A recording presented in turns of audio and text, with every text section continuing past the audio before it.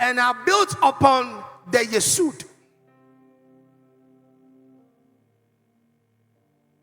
The Yesud in the Hebrew is the stone which is used to check the alignment of the foundation. When they were creating the foundation over here outside there, I was there.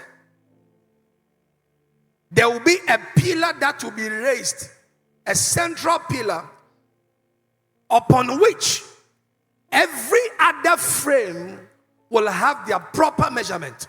The Bible is saying that we have been built upon the Yesud.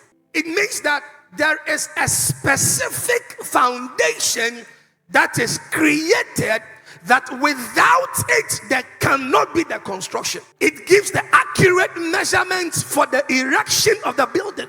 Every other thing must be factored into the measurement of that foundation.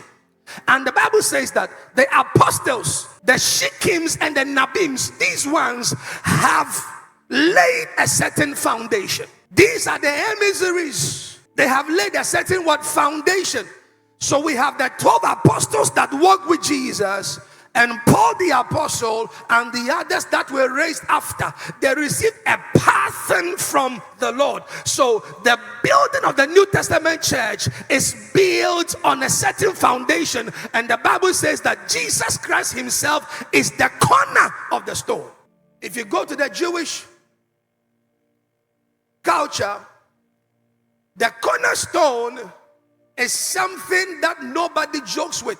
The word corner and the word stone, if you look at the King James, you will see that the stone is in a parenthesis. It means it was supplied by what? The transliterators. There is no need to bring the stone because the chief corner in proper building is a stone. So the stone over here actually is tautology. It is chief cornerstone stone. Because in building, the chief corner is the main stone. And that is who Christ is. Meaning without him, the church can never be built. And if you build the church on gifts, you are in error.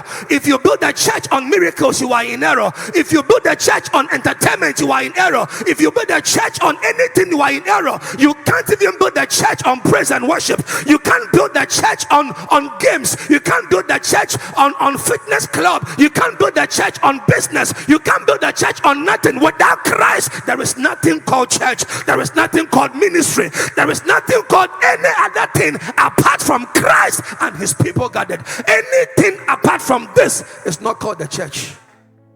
We live in a generation where if you don't do entertainment, people ain't gonna come to church. Pastor, if you don't have rock praise, people are not going to come to church. I remember some few weeks ago, we had a church service, and a young guy came here. He's a Muslim. He says he loved all that we did, but he was disappointed. And I asked him why. He said because the praises was not grooving. He didn't feel the praises. Everything else was nice, but the praises. That is why people will come to church and dance praises, and when it is time for the building, they are sleeping. Do you know why you are sleeping? Because you are not a lively stone. You are a dull stone. Pastoral ministry is not a joke. Building the work is not a joke. It's not for kids. Because every other motivation that you will have must be central on Christ, and Christ must give you the permission to do it. Other than that, you can use every form of administrative structure and technological ability and whatever and do it. When you are done, it will not work. There are churches that gather thousands in programs and all that, but when the programs are done, come for midweek service, there is nobody alive in the service. Why? Because they have been built and groomed on praises and worship and not on Christ.